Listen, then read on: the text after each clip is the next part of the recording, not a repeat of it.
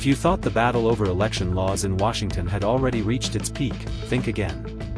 A new move by House Republicans could completely change the path of one of the most controversial voting bills in America, and this time, they're trying to do it without relying on Democratic support. It's a strategy that's already clearing major hurdles, and it's setting up what could become one of the biggest political fights on Capitol Hill this week. At the center of the debate is the Save America Act, short for the Safeguarding American Voter Eligibility Act. It's a proposal strongly backed by President Donald Trump and championed by House Speaker Mike Johnson. Supporters say it's about protecting election integrity and restoring confidence in the voting process. Critics argue it's something very different. And now, instead of trying to convince Democrats to support the bill, Republicans are attempting a completely different strategy that could allow key parts of it to move forward anyway. Here's where things get interesting. The Save America Act has already passed the House before, but it ran into a major roadblock in the Senate. Under normal Senate rules, most legislation needs 60 votes to overcome a filibuster. Republicans don't have those numbers on their own, meaning they would need at least several Democrats to join them. That hasn't happened, and there has been little sign that it ever would. So rather than continue fighting the same battle, Speaker Mike Johnson and House Republicans are trying to change the battlefield itself. Their latest plan is to include major parts of the Save America Act inside a much larger budget reconciliation package.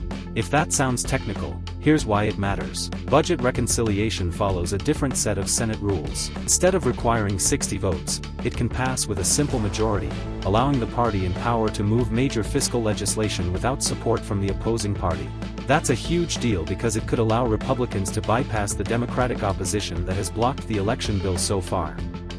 But it's not as simple as putting whatever they want into the package. Reconciliation comes with strict rules. The legislation has to focus primarily on federal spending and revenues. Policies that don't directly affect the federal budget are generally not allowed. That's why Republicans are carefully structuring the proposal around federal funding tied to election integrity efforts rather than simply inserting the original bill word for word. On Monday evening, that strategy cleared an important milestone.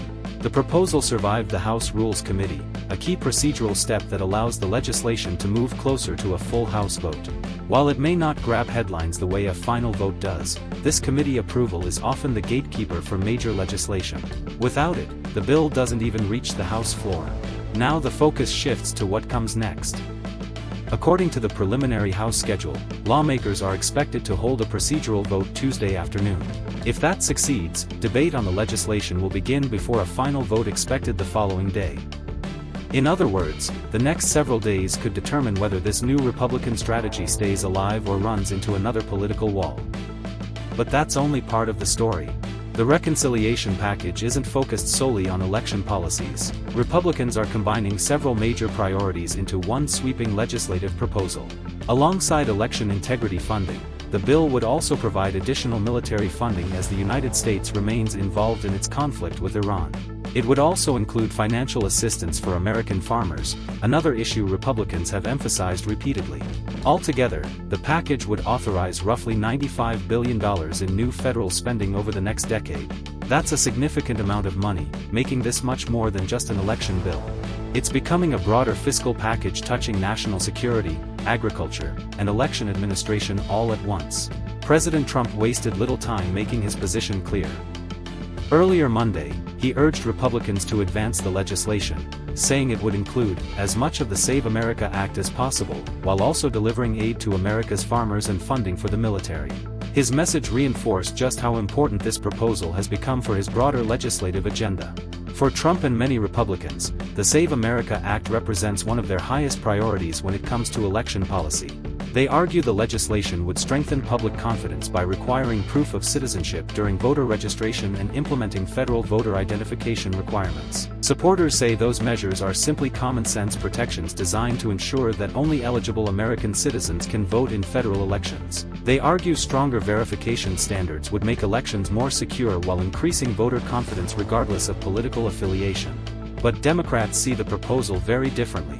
House Minority Leader Hakeem Jeffries has sharply criticized the Republican effort, arguing that the issue itself is manufactured.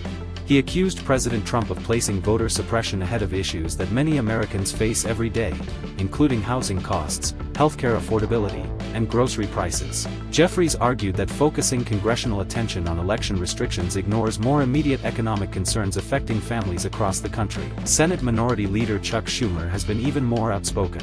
He has repeatedly described the Save America Act as Jim Crow 2.0, invoking one of the most painful chapters in American history. Schumer argues that while the policies may look different from historical voting restrictions, the practical effect would be similar by making it harder for eligible Americans, particularly low-income voters and people of color, to cast ballots. Republicans strongly reject that characterization. They insist the legislation is not about restricting lawful voters but about verifying eligibility and protecting election integrity. They argue proof of citizenship requirements are aimed specifically at preventing non-citizens from registering to vote in federal elections and ensuring that voter rolls remain accurate. That's where this debate becomes so politically intense. Both sides claim they're protecting American democracy, but they fundamentally disagree on what that protection looks like. One side argues stronger verification strengthens elections. The other argues those same requirements create unnecessary barriers for legitimate voters. And that's why this fight has become one of the defining political battles in Washington. Now here's another reason this week's vote matters. Passing the House does not automatically make this proposal law. Even if Republicans successfully approve the reconciliation framework and later pass the full package, it still faces Senate review.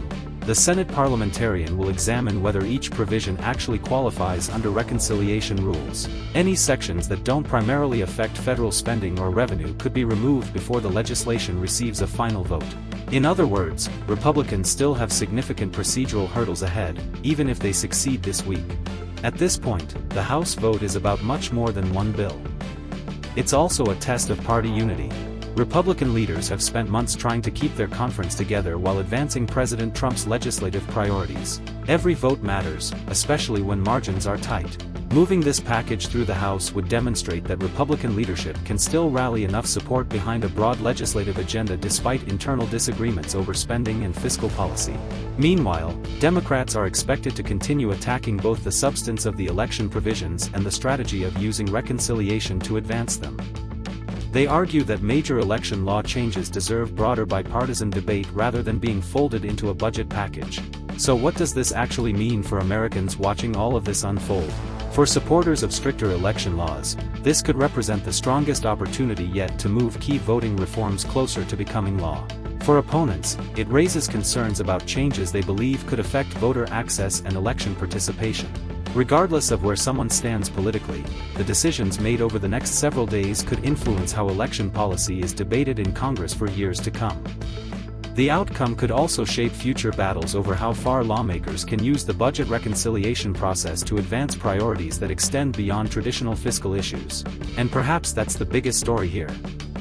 This isn't just another procedural vote hidden inside congressional paperwork. It's a high-stakes test of legislative strategy, political power, and competing visions for how America's elections should be protected. With President Trump publicly pushing for action, Speaker Mike Johnson advancing an aggressive new approach, and Democratic leaders fiercely opposing the effort, all eyes are now turning toward the House floor. The votes expected this week won't settle every question surrounding the Save America Act. But they could determine whether the legislation gains new momentum or faces yet another setback on its path through Congress. So what do you think? Is this a smart way to move forward on election security, or should major election changes require broader bipartisan agreement? Share your thoughts in the comments below. And if you appreciate straightforward American news that explains not just what's happening, but why it matters, consider subscribing to Unix Media so you never miss the stories shaping America's future.